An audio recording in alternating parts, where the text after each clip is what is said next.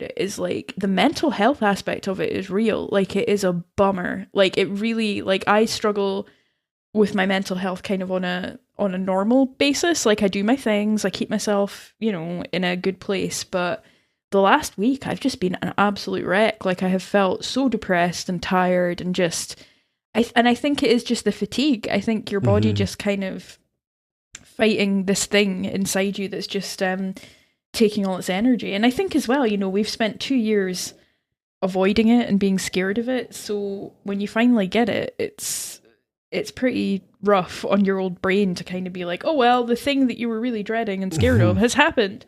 But I'm on the other side of it now and feeling a lot better. But yeah, it wasn't a fun couple of weeks there, I have to say. Yeah, I mean, I've had it at least twice, and yeah. I think it hit some people harder than others. I mean, it was no fun, and I know what you mean. Like, I mean, I almost think maybe I got it again at Fandemic, though I tested negative, but those tests can give false negatives. I don't know. I don't feel great. And the thing you said about depression, like it kind of, I've had, not very recently, but in my life, I've had some pretty bad depression, and your body just kind of feels like there's a weight on it or something. Yes. And I think COVID kind of mimics that. It's like, yes. Ugh.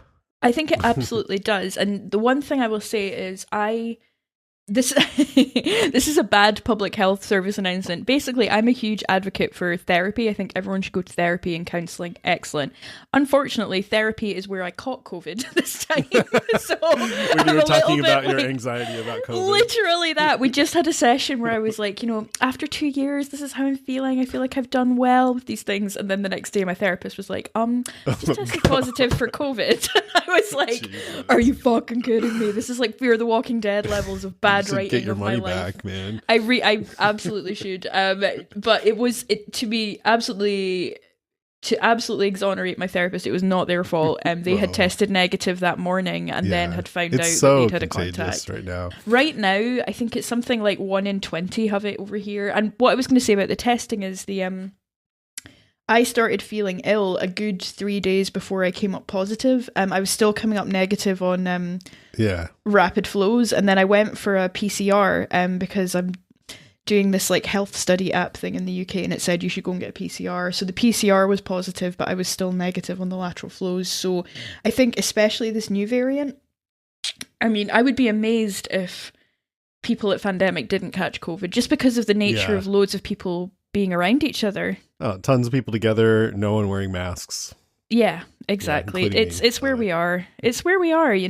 It's not any individual's fault, but no, I mean, it's I was happy that I didn't have to wear a mask and that I could just pretend things were normal again, but I don't know. I mean, I feel like you and I are both in a much better place because we were vaccinated and boosted. Not to give a public service announcement, but just to talk about what's going on. Like, who knows? Completely. We could be dead, if we hadn't. Yeah, all I could think was if I wasn't vaccinated and I'd been hit with this, what on earth would it feel like? Because this was like pretty rough with, having the full shebang, having been boosted in December.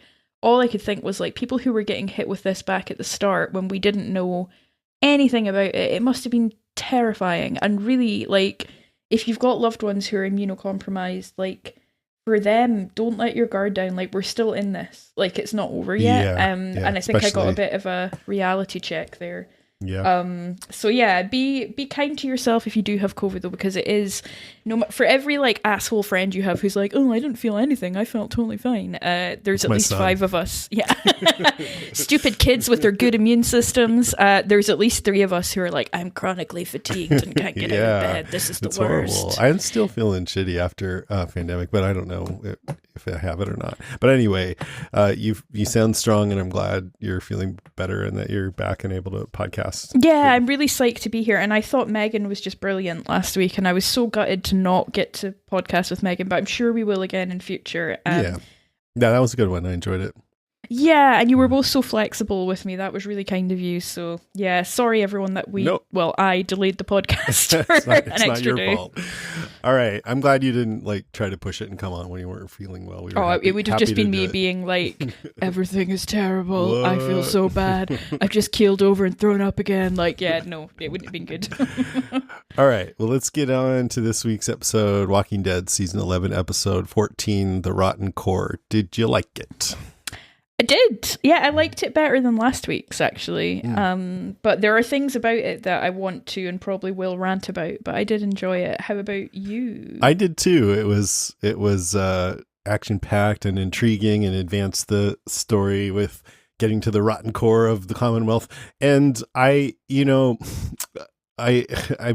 felt like I've kind of had enough of worrying about whether Negan's rehabilitated and his relationship with Maggie and all that. But I feel like this was a good one for that, and probably my favorite that focused on all of that and the progression of his character and everything. So yeah, I dug it. There's been a shift for sure. Yeah. Yeah. All right. What you got for your first one? I think I'll start with Negan because I feel like he's kind of unavoidable in this episode. Cool. I really hate that they've married him and this woman's having a baby. I really dislike it intensely because I feel like it's too much trying to rehabilitate him into this stand-up guy, and I don't love it.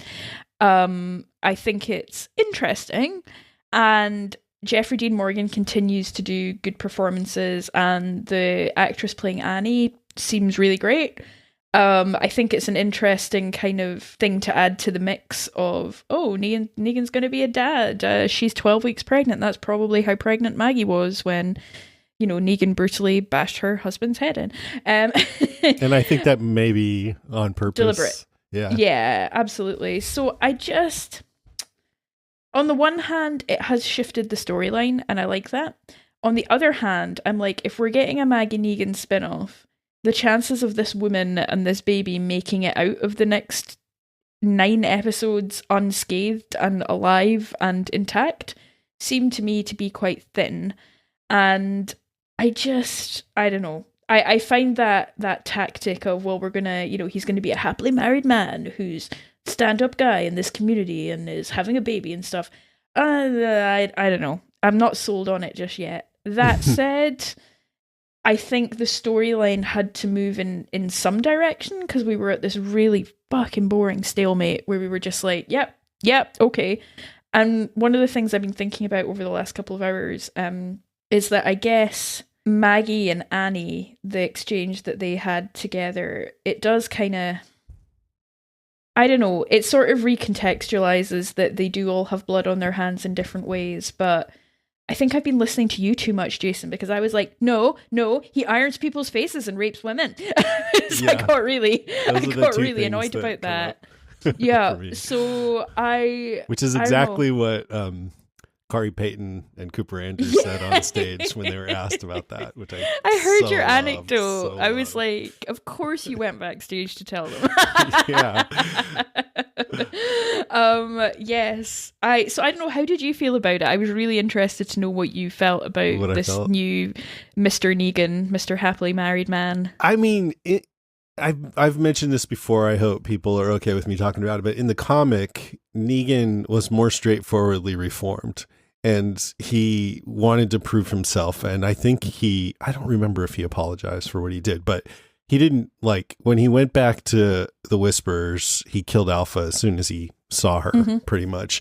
And he didn't, like, flirt with the idea of joining them, all that stuff. So, and I liked that. I liked Negan as a character in the comics, but here on the show, he has not been so straightforward, and I think that's because they want to keep his character interesting and not resolve his arc so early. So they keep it where he's not fully apologetic, and but they're moving him in that direction of being, I mean, he has definitely in his actions after the whole thing with the Whisper. Since then, he's been just a stand-up kind of a person, but he also has said, I did what I had to do and things like that, non-apologetic. So I still feel like maybe that they're having him do that kind of thing because they're moving him in the direction of completely realizing that what he did was wrong. And I mean, having said that, I would say personally, like, killing Glenn and Abraham from his point of view after they came in and killed a bunch of his people in the night kind of makes sense in this world. I mean, it doesn't, because the whole reason there is trouble with Negan and the Saviors in the first place is because they're being mobsters going around stealing from people. You know, why don't you start a farm or something? Jesus. But anyway, my point about that is that there's other things that he did that I think are not at all excusable. Like when people excuse Negan by saying, look, everybody's done bad things, all of our characters have, and they did what they had to do in the moment, or, you know, maybe they're not proud of it, whatever. But he was really a malignant narcissist, you know, the way that he had a harem, and he, like you just said, he ironed people's faces and raped women and more. You know, he did a lot of things that don't count for me as, oh yeah, we just did what we had to do. No, he went above and beyond what he had to do to survive, and was particularly reprehensible. And so if he's still saying, I did what I had to do, then to me, I wouldn't want him anywhere near me, because even if you show that you're different now, if you're still excusing that kind of behavior, then that means there's more of a chance that it could come up again. So that's kind of one reason why I like this episode, because he had to reckon with Herschel, which I love. And you know, he's always recently been a stand-up for children. Like, he says to Maggie over the radio, or Maggie says, Negan, if anything happens to him, and he goes, it'll have to happen to me first. I mean, that was a good line. It was great, but kids haven't always been totally sacred to him. Remember, he nearly chopped Carl's hand off right in front of Rick. I mean, you might say he wasn't really going to do it, but it looked like he was. Anyways, the whole exchange with Herschel, where he says, why doesn't my mom like you? Oh, because of something that happened a long time ago. Was it something bad? Yeah, it was something bad. And then I love that Herschel pressed him on it. Are you a bad man? Just making him confront it. And he said, I was. And I don't think I've ever heard him say anything like that before. And then later he said, maybe I deserve to die for what I did to your dad. I think he's being totally honest with this kid. I don't think when he says I was a bad man, I think he thinks he was a bad man. No, I think that scene was really well played for that part. And I think, kind of what we're circling around is Rick's group had done some bad stuff. It wasn't as bad as Negan, but they couldn't claim to have clean hands, whereas Herschel has done nothing. You know, he's a kid. He'll never know his dad because of what Negan did. So in that sense, he's the purest form of victim in all this, because he literally will never know his dad. And I guess Negan having to literally face the evidence of what he did to Glenn in this like little mini-me who looks so like Glenn. And good actor too, did a great job, little kid. Good little getting real Carl at the prison vibes, like, you know, could be leaning into little psycho, could be normal kid, we'll see how it goes. I thought the scenes between he and Herschel were really, really powerful. And sort of shifting that conflict away from him and Maggie and onto a tension between him and Glenn's son and Maggie's son was very, very, I think, useful in terms of moving the story forward.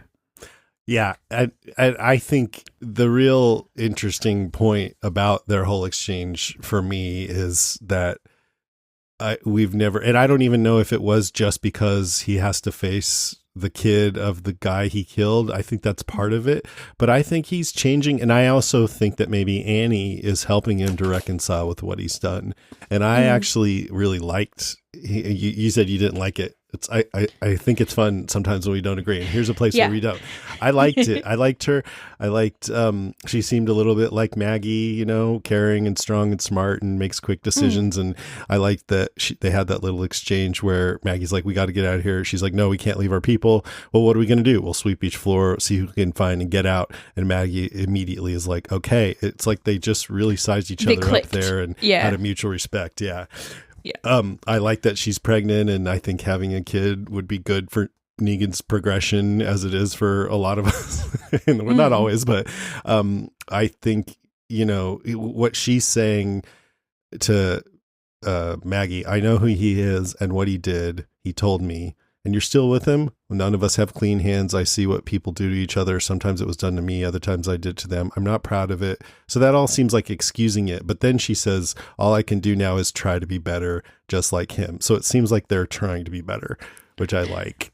The thing that really sticks in my throat, though, is like, does she know about all the wives? Because that's gross. Like, this is the thing, is like moving away from the Glenn thing. I'm like, okay, I killed a dude, Maggie shot. It's kind of what I was saying earlier. Like, there's other stuff. I'm sort of like, did he mention, like, I coerced all these women into having sex with me by threatening their husbands and ironing their faces? Like, I don't know. It's rare for me to come down maybe harder on the kind of Negan side of things.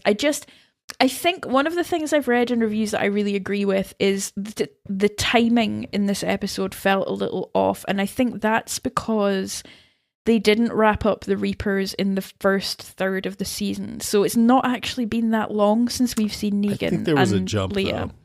There was a jump. Absolutely, there was. But mentally, it feels like... Yeah. Oh, right. We saw him like 3 weeks ago. And so it's a bit like, you're what, 12 weeks pregnant? What, did he knock you up on the first day, propose the next? Like, you sure it's his? Yeah, I'm like, Annie, let's have a little reality check here. You've been living with this weird religious dictator for the last however long. No, I mean, I just think, okay, there's a time jump, so... Yeah, there is. I think it's... Yeah. You just have to kind of accept it. Yeah, it's like him again already, but... Yeah, it's like, whoa, we haven't seen you for 3 days, maybe 4. Have you been gone for a long time? Like, I don't know. Were you gone? I think that the main thing I can't buy is that Negan lived under that crazy, the crazy leader. Like, that is the disconnect between the crazy leader and the group that thrive under him. I mean, the way they framed it last week, like coming in, it was like something out of Apocalypse Now. It was sort of, necessitated by the plot of wanting us to think that he was another governor or Negan or something. But so they had to make him seem crazy. But I guess you can just say, okay, well, that's how he is to new people. But when he's with his other people, he's so nice. Yeah, he's really nice. So nice. You don't know. He's a softie. Ginger for all the pregnant women.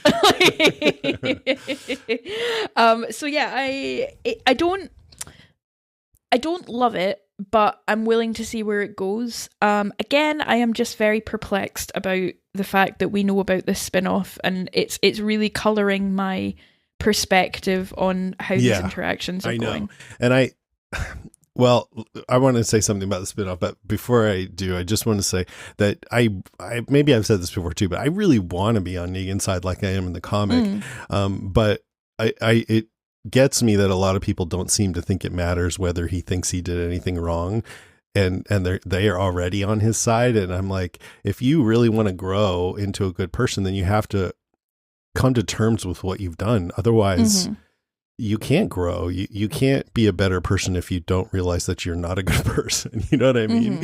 So he hasn't done that yet. Totally. He went a long way in this episode for me, but until he apologizes and says, I realized that I was not, I mean, he kind of did. He said he was a bad man, but so that's why I liked it better.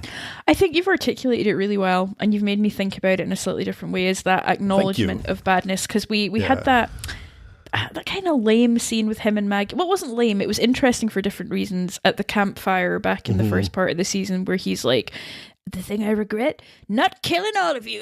We were like, so near, Negan, yet so far. That was not the correct answer in this moment. But it kind of makes sense if you're thinking of it as, okay, we were our group and we came across your group and you guys fucked us up. And if I would have killed you, then maybe I could still be the leader of the saviors. I mean... Yeah, I mean, like, Negan's hundo P right there. Like, he should have killed them all. Like, more fool him. He should have... Like, it was his own stupid policy that led to this. But, it was interesting to see that maybe Annie his relationship with Annie has pushed him further into...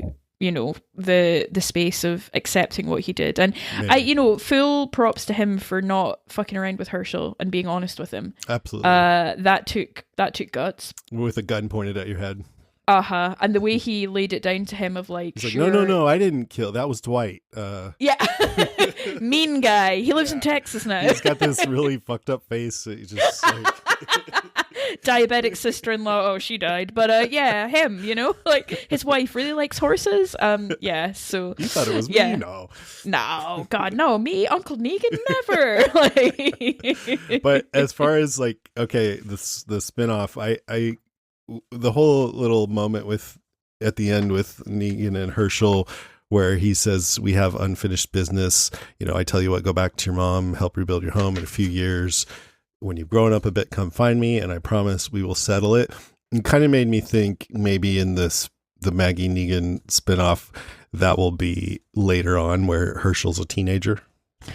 Well, there is a scene that I wonder if they're going to pass on to Herschel now from the comics, where I do wonder if that's going to move from Maggie to him. So that piqued my interest a little bit, I have to say. But what do you think he meant by that? Like, we'll settle it. Oh, I think Negan signing his own death warrant there a little bit. I was like, that's what I thought. Like, because when Maggie says, "What did he say to you?" I imagine Herschel saying, "He said I can kill him later." He says that if I'm good and I do my homework and I'm not grounded, I can go kill him. And Maggie's like, oh, I mean, yay, but also bit dark, but sure. Like, he says he'll buy me a beer on my birthday. Great. Like, excellent. Negan, get away from him. Can I call him Dad? No. So I just went through everything I had to say about that too. If you want to go on to the next one. Sure. Taking a swift left turn to the other storyline, I fucking love Mercer. Oh my God. Right. That moment where he just straight up killed those two assholes was... I think Daryl, Rosita, and Carol all got boners. Like, I think you could just see them all be like, whoa. Like... Daryl's like, you're the new Daryl. Yeah, Daryl's like, hey man, you're the new Daryl. And Carol's like, Ezekiel who? And Rosita's like, hello. It was just brilliant because the guy, Michael James Shaw, he does this just exuding anger and frustration, but saying so little apart from this amazing kind of brewing underneath. And this sneer that he has on his face. And just that moment of no fucking around, I'm just going to kill them and fuck the consequences. And you got a sense there as well of the status that Mercer has, where he's like, they won't search me. I'll just carry this stuff in. They're not going to check my bullets, kind of thing. And that was powerful. And I think you can really feel the discontent brewing for him in this episode in particular. Yeah, I would say so. He seems to have reached a bit of a breaking point. He seems to be a bit pissed off. A little annoyed. I just loved that. I thought that was just a brutal but effective scene. It's the kind of thing I could imagine Rick or Shane doing, and that made me really warm to him even further. I also... Aaron did similar. He really did. Well, Aaron, talk about good... awful deaths. Yeah. Getting shot in, like, not shot enough to kill you, but you fall off a building and are then paralyzed and eaten by the people that you've just brutally murdered. Ha!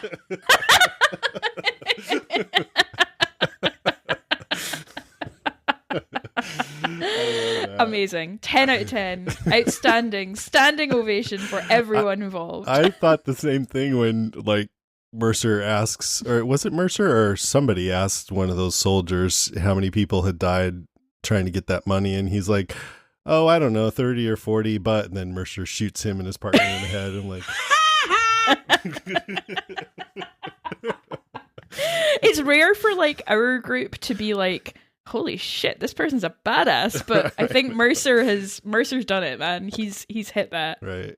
I mean, I thought it was a bit of a risk for him because does he know Rosita and Daryl enough to be sure they'll be on his side about this? I guess. I mean, I guess think he and Daryl have a bit of a danger, so yeah. Yeah, and I think, the fact they survived it and were willing to kind of, they didn't take Sebastian's shit, essentially, and were like, look, it was him that forced us to do this. Mm-hmm. And just like a moment of respect for Carol, who like went from 0 to 60 in that you didn't turn up for lunch, so I'm going to go and get like the fucking head of the army to come and fight his way through this like horde of Zeds just to check if you're okay. Everyone should have a friend like Carol. Like, excellent.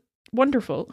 Yeah, I'm glad that Carol and Daryl are getting along, making a lunch date and stuff. Mm-hmm. And now they're they're on the same side and everything. It's good. Yeah, and they're clearly, Daryl is clearly leaning into the comforts of the Commonwealth, which I like. He likes a donut and a diner lunch. Yeah. Hell yeah. I love that one. What did Rosita say? You're being really cliched or something. I liked him before. I liked him already, okay. That was awesome.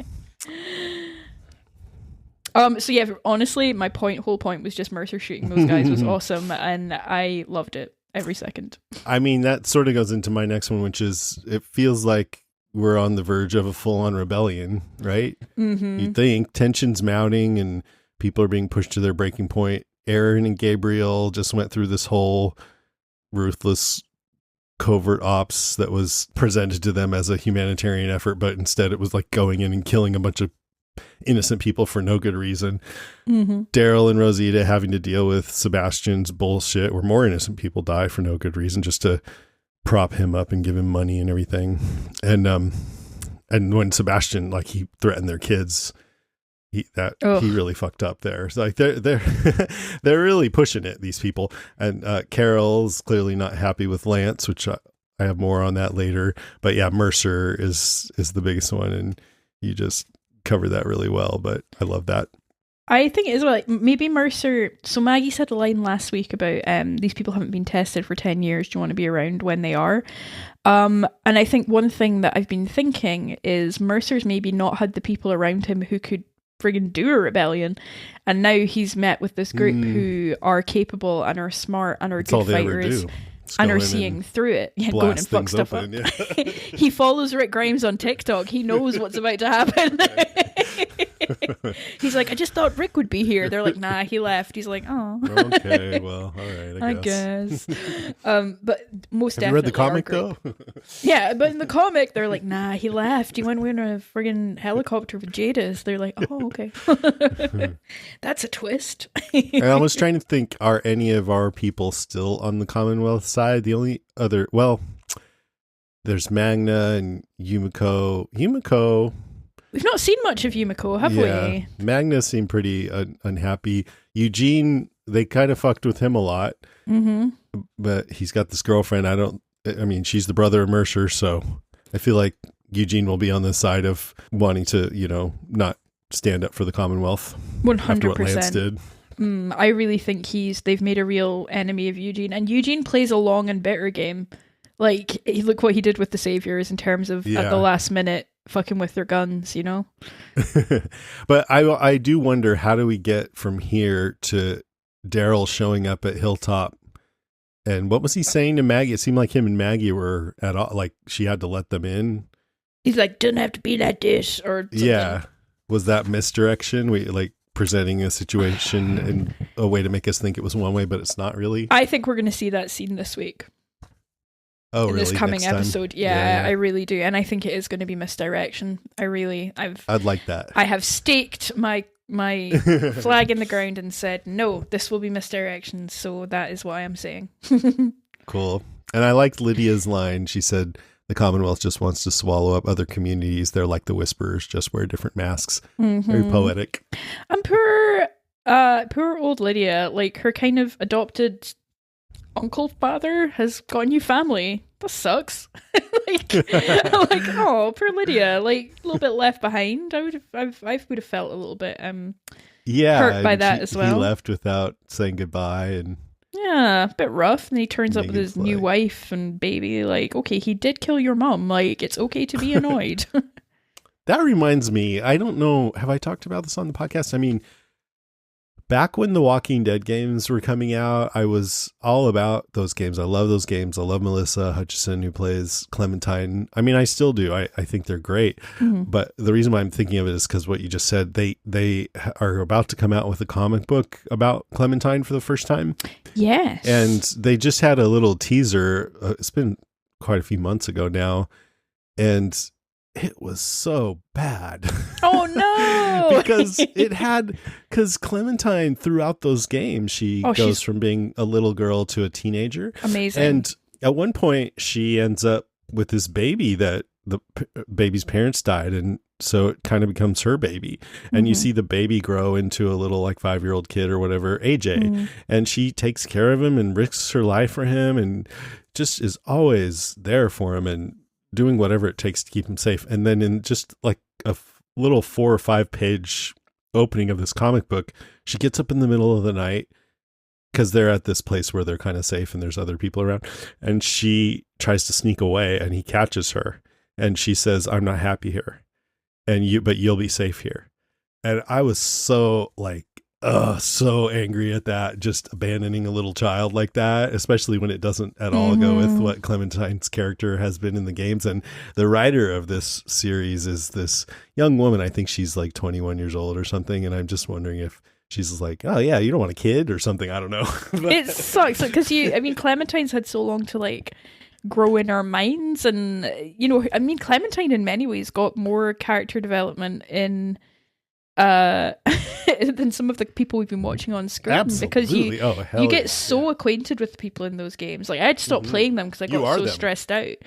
I was just like, it's probably the reason I don't have children either, is it kept being like, "Clementine will remember you said that," and I was like, "Oh no!" And I kept having to put the controller away because I was like, "I've ruined Clementine's life." I didn't realize you played. That's cool. Yeah, no, I got very into the Walking Dead Telltale until I got too stressed out about my influence on Clementine's life, and they did an amazing Game of Thrones game. Yeah, I played it. It was great. Which I'm so bummed out they never continued that, because it was my favorite thing I've ever played. I got very obsessed with it.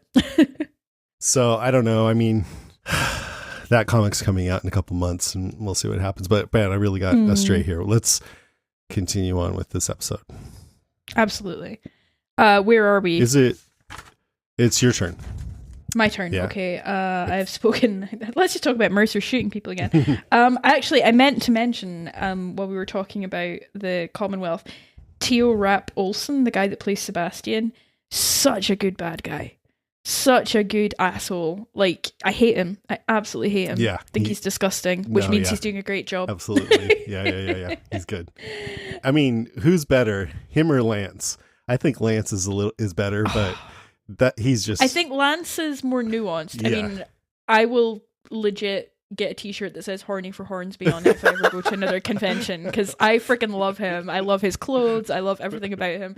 I was like, "Oh, why do all these women fancy Negan?" And I'm like, "Oh, Hornsby."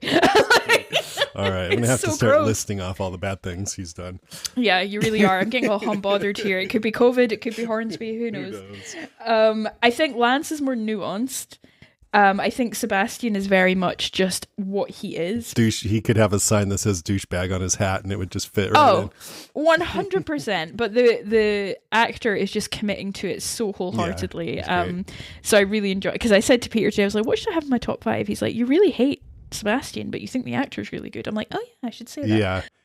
It'd be funny if you met the actor and you're like, "You're doing such a good job of playing that character. I know it must be hard." And he's like, "Get away from me." He's like, "Get away from me, pleb." Yeah. Dixon! And I'm like, "Oh, sorry."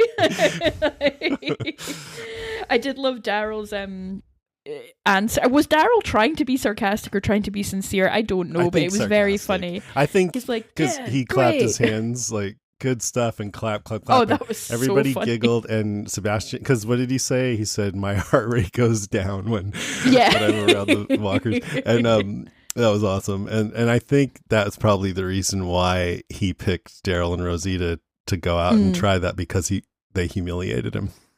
Absolutely. I completely, I think that is exactly right. I guess I'll talk a little about the zombie heist because it was pretty cool. Yeah.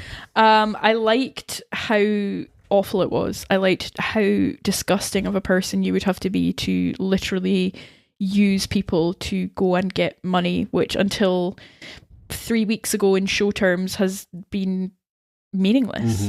So this sudden obsession with money and wealth it's so jarring. And I think I keep thinking about the scene of Daryl and Beth at the golf club where they just smashed everything up and there was money everywhere and those weird like pristine woolen golf sweaters and all these wealthy things, and it just meant nothing, and they ended up drinking moonshine and burning down a moonshine shack, and to then see suddenly there's stakes to who has and who doesn't have. And Sebastian going for the kids was a low blow, very low blow, although I am on the record as having been a bit mean about RJ. I did note in this episode that RJ has gone up 2 grades, so clearly is a smart kid. Just pin that out there, unless Sebastian was lying. I thought about you at Fandemic during the Grimes family panel that had Kaylee Fleming, who's Judith, and Chandler Riggs and Sarah Wayne Callies. And they were talking about Chandler, about Carl dying. And Kaylee was like, I lost my only sibling. Well, except for RJ. Kaylee, you know what's up, DM me. I was like, wow, have she and Lucy been talking? That's so funny. Yeah, Kaylee and I are pretty tight these days. We mainly just chat shit about RJ. It's really good. That must have been I get the feeling Sarah Wayne Callies must have a blast getting to come and just hang out with these she was like, kick-ass kids. They were talking about Carl, having gotten bitten and then having to shoot himself in the head. And she was like, you're not on the show anymore? And I was like, is she kidding? And she didn't know. She found out right there on stage, which I thought was crazy. You're not on the show anymore? Am I on Carl's the show dead? anymore? Is Rick still there? She never watched it. She's not into horror, and but I would have thought she would have known that Chandler wasn't on the show. You think it might have come up in conversation? I feel like her mum credentials just went down a little bit there. Sarah, that's what I thought too. That's funny. So you don't have that closer relationship. Didn't Rick protect you? No, Rick's gone too. Well, that's another thing is she was saying that someone asked about. What was it about if she was still around, how would things be different for Judith or something like that? She just had to keep reminding everyone that she's not watching anymore. But or maybe it was about Rick, and she was like, or no, it was about Shane. What if Shane had survived, and how would Carl have been raised? And she's like, well, the thing about Shane is, he will keep you alive, but what will happen to your heart? Having to do things the way he. And I actually went backstage for that one too, because I wanted to tell her, hey, you didn't see how dark Rick got after you left. Like, he bit a guy's throat out. And she's like, oh, who knew? Oh, for sure. I think she was looking at me like, who the hell is this guy coming back here? But it was kind of funny. But I was thinking that, like, yeah, you think Rick is a nice guy, but oh, Laurie, you got out when the going was good. Yeah. I think the way in which we're suddenly being pulled back into caring about money, it's just so absurd. It's just so absurd. It shows up the whole capitalist construct as the absolute bollocks that it is when you see it in these raw terms, and the horror of realizing that people had been sent to do this before. I think they did it really well as they started to realize, awesome. This blood is real. I mean, April, God bless you. You were dead as soon as we saw you, weren't you? Like, it was not looking good for you. This is a symbolism question. Did she get caught on the money bag? Is that what happened? The money got caught on the Zed, or was it her? I couldn't quite make it out because it was shot in quite a dark scene. I don't know, but I don't know. It was some strap or something, but maybe it was, yeah. Yeah, so the heist was brilliant, and I loved, I mean, it was never let Daryl Dixon fix your electrics for you because your house will burn down, because I don't think that was the right way to fix a fuse box, but it was worth it for the cool lighting effect. I really enjoyed that. I thought that was good. Yeah, I've seen that effect, feels like a few times recently with zombies, and I watched the recent Resident Evil reboot, Welcome to Raccoon City, which the director is a huge Resident Evil fan, so tried to like recreate scenarios from the games perfectly, and it was a really bad movie, I thought, but there was one scene where the main character is in this dark mansion and he has a machine gun and there's zombies closing in. Ooh. And when he fires, the light of the machine gun lights up what's around him in pulses. Oh, that's awesome. And it was really, really good. One of the best zombie scenes I've ever seen in a really bad movie. This Daryl thing kind of reminded me about that a little bit. It was brilliant. I really loved it. I watched a couple of days ago, I watched The Lighthouse, that weirdo film with Robert Pattinson and Willem Dafoe, and it's absolutely batshit. Like, it's properly bonkers film. But there is a scene where they do a similar lighting effect, but it's with the lighthouse light, and they've done it in this very like old school square frame, very dark black and white. And yeah, you just, as the light from the lighthouse is kind of spinning round, you see these flashes of like very well lit grotesque faces, and then it goes back to darkness. And I really enjoyed seeing that kind of sort of fritzing electrical effect with Daryl killing those Zeds. It was really awesome. And I loved as well that the armor was pristine at the start, and then it starts to lose its value. They start to shed it, and then by the time you see them having gone through that like transformative experience of going into that house, they basically look like Daryl and Rosita again. Like, they're not Commonwealth soldiers anymore. And I was like, that's a cool costume choice. That is cool. Well, talking about money, there were a couple things. I think April said that, they came there with 12 guys, but by the time they got there and got the generator on, there were only 3 of them, and then 2 guys were fighting or something. And I'm sure if they're all in debt, they were probably arguing over stealing the money or, Oh yeah. Who gets the biggest cut? All sorts of stuff. And I was also thinking, like, if you could just, like, in the Commonwealth, they're just using regular money, then it would be tempting to go out beyond the walls and try to rob a bank or something and come back. Oh my God. Peter has a whole theory about this that I enjoyed listening to the other day in the car about how we hyperinflate economies with money and why they're holding it. So, because Lance is happy that the money has made its way into the economy, essentially. He's like relieved that they have the money at the end. And I believe Peter's theory is that Lance is trying to destabilize the Commonwealth economy by hyperinflating the money. This level of economic detail is not something that my brain can wrap itself around, but I did think that was quite interesting. Yeah, because, if you have more money, then it's not worth as much. But I don't know why he would want. I mean, my thought that maybe so. I just thought, because he had been talking about everyone needs to play a role, and if you don't, then it will destabilize everything. And so I thought it was just about trying to maintain the power structure where what's his name, Sebastian has more power, and that's just the way it should be. But I don't know. That's a little bit of a weak theory too. So I don't know.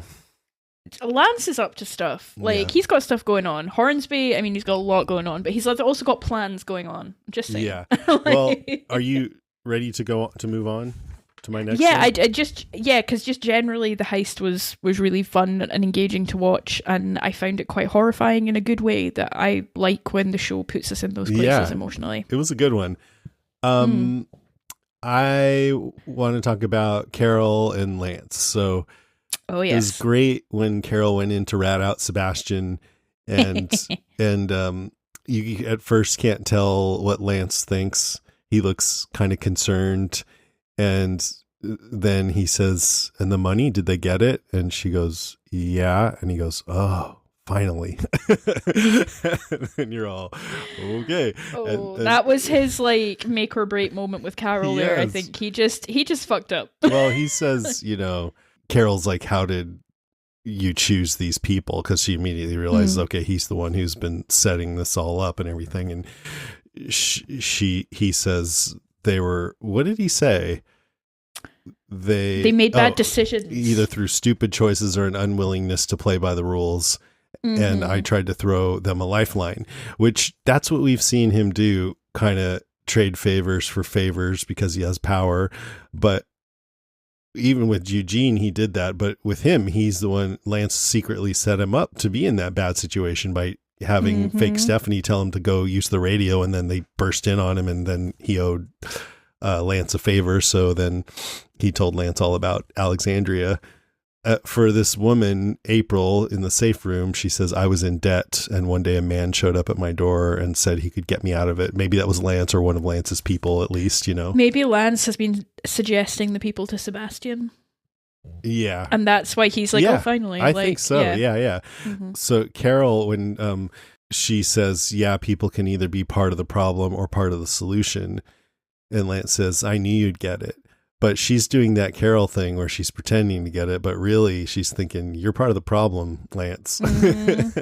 This is, I think, the first time where Lance is underestimating Carol. Like, I think up till now, he's been good at seeing her potential. Like, he saw through her kind of shit. But he's signed his own death warrant, I think, by showing Carol that side of him. I wondered if because then he said, it's nice to be able to talk to someone who sees the big picture. And she just kind of sheepishly nodded. because she is seeing the big picture for the first time, but it's not what he's thinking. But then she left, and I wondered if he was sort of like trying to confirm, like, you're on my side, right? Like maybe he doesn't know for sure, but I don't know. I think you're right that he probably bought it. You can't kid a kidder, Lance. You can't kid a kidder. So now, like I was rattling off, everybody who's disenchanted with the Commonwealth, and I think this seals it for Carol too. It's the disregard. Well, it's ironic that when we say disregard for life, because Carol has done some really questionable stuff. R.I.P. Karen and David. But if we go by the theory of like doing things for the greater good, so like a utilitarian theory, what Carol did to Karen and David was for the preservation of life more broadly, and it wasn't the right thing to do at all. That's what she thought. Yeah. But she thought, to her, it was like, well, we take two lives. She's never heard of a quarantine. And we save loads. Yeah, she's never heard of quarantine. Carol would not be someone you'd want in your home during COVID-19. No, definitely not. It would have been a whole lot worse. You wouldn't want her in Dr. Fauci's position. No. Dr. Pelletier. Jeez, oh no. Oh, that's funny. Yes, I think she does value the lives of those she cares about and people who have not done something wrong. And I think as well I always got the sense that Carol came from quite a working class household. I didn't get the feeling that she was particularly affluent before the kind of downfall of society. And I do object to Lance's kind of outlook of, people just make bad choices. These things happen because it's to do with the person and their responsibility, because some people are born into crappy situations. Yeah. And it's not fair. And societies like the Commonwealth are propagating that again. So I think his card is marked with Carol now. I think that's done. Yeah, but she's playing it smart and not tipping her hand so that maybe she can continue to work from the inside or something. Exactly. She's in a very powerful position. Yeah. She's like properly Game of Thronesing it in there. Good for her. Okay, what else? Yeah, we've kind of touched on it, but I also had a note about the scene between Herschel and Negan. I thought the actor who's playing Herschel did a really, really good job. It felt like the end of a kind of, I don't know, a Star Wars or an epic film or Western being set up for like revenge in 10 years' time. But I imagine that Negan and Herschel are going to see one another sooner rather than later. So I do wonder how that's going to play out long term. The moment where Herschel turned up as well was very Carl and the Saviors. Do you remember Carl jumps on, is it with Jesus? Does Jesus go as well? And Carl hops into the back of the truck with him to make his way to the sanctuary. Comes out with his machine gun and shoots a couple guys. Comes out with the machine gun, shoots a whole bunch of Saviors, and then spends the day hanging out with Negan. Not dissimilar to what Herschel just did, actually, now that I've described it out loud. I did have a theory, and I'm sure it's on the podcast way back in the kind of Acheron episodes of the one thing that Negan could do to redeem himself to Maggie would be to save Herschel. And while he didn't exactly save him in this episode, he definitely protected him. And it was clear that that was his intention. So yes, the tables have turned, and I think it was done in a fairly satisfying way when it came to the Herschel dynamic. Yeah, I mean, I think even, like I'm saying that my estimation of Negan is changing because of this episode and what he's saying and doing and who he's with and everything. And I think that's true for Maggie too. She's like, Maggie's in a different position. He's married to this wonderful woman. He hasn't forgotten what he's done according to her. He's protecting my child. It's got to count for something to her. You'd hope so. It must sting like hell though, seeing him have the thing that he took away from her. Like, oh, that's hard. Right. Yeah. She's like, okay, look, I'm really happy to see that he's changing. And just the one thing that's going to make it all right is if I just take this bat to your head and then we'll be fine. Okay. I'm just going to bat your wife to death and then we'll be in front of you while I prance around and taunt you. And I'm sure all the listeners would forgive Maggie for that, just like they have for Negan, right? Yeah. And then they'll be best friends forever. There we go. Huzzah. They can get married. Sorted. We've just written the finale for you, everyone. Thanks very much. Scene. That would be so bleak. I know. Okay, my turn. Go for it. So just a quick one, but I was trying to think about what style of government the Commonwealth most resembles. And a listener had called in last week. It was a bit long, so we didn't play it, but it was Rich from Minneapolis who said we were kind of missing the boat because we didn't mention that it's communism. And I'm like, well, on the surface, that seems wrong because communism doesn't really have money. And the point of communism is to have a classless society. And this is all about class. But then again, in practice, communism in Russia resulted in classes. It was not as complicated, I don't think, but it was like the commoners or the working class and the people who didn't even have jobs, then the high level administrators, and then like the ruling class.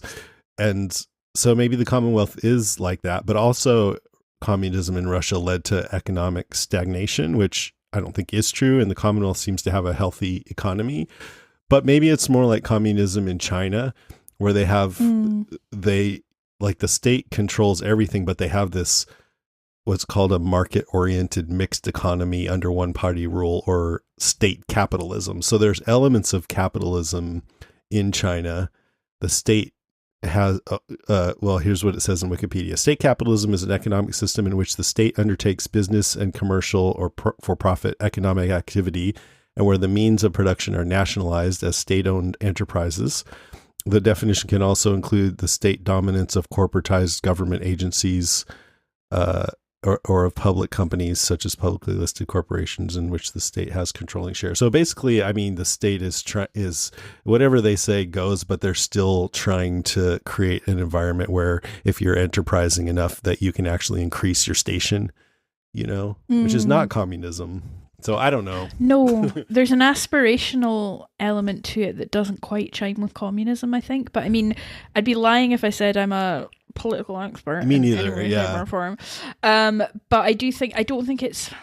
I mean, there's definitely a capitalistic nature to the Commonwealth that's contrary to what communism is supposed to be. But any government experts out there, I would totally be interested to know your take on this. I think I can hear Megan dilutely screaming at her phone. Let us know. Megan, teach us politics. I think the thing that always comes back to for me is communism in theory and practice are very different. Yeah, so that's true. Yeah, that's the other thing to think about. So maybe it is like how some forms of communism have played out in practice. But I don't, the thing is, with the Commonwealth, it doesn't seem like the idea of communism usually starts out like, let's create a system where equality. Yeah, everyone's equal and you just do what you're good at, which is what's going on in the Commonwealth. They put you in these jobs based on what you did before, but then we'll spread out all of the resources and the wealth to everyone, equally or according to their need. But that's not what's happening in the Commonwealth. In some ways, Alexandria is much more communist in that respect. But then it's led in a much more democratic way because there's no one leader at the top of it. Right. So it may be more socialist. But I don't know. Yeah, we need a government expert to write in and explain all this. Yeah, no one's busy. There's nothing big happening in the world right now. No one's busy, are they? So someone could just write in. Yeah, nice diversion. If Joe Biden's listening and he wants to chat, just drop us an email, Joe. We'd love to hear from you. He doesn't know. No, I'm just kidding. He doesn't know. Oh, Joe. Bless his heart. Just kidding. Well, my last point is, what is Lance's bigger plan? Because there is something else going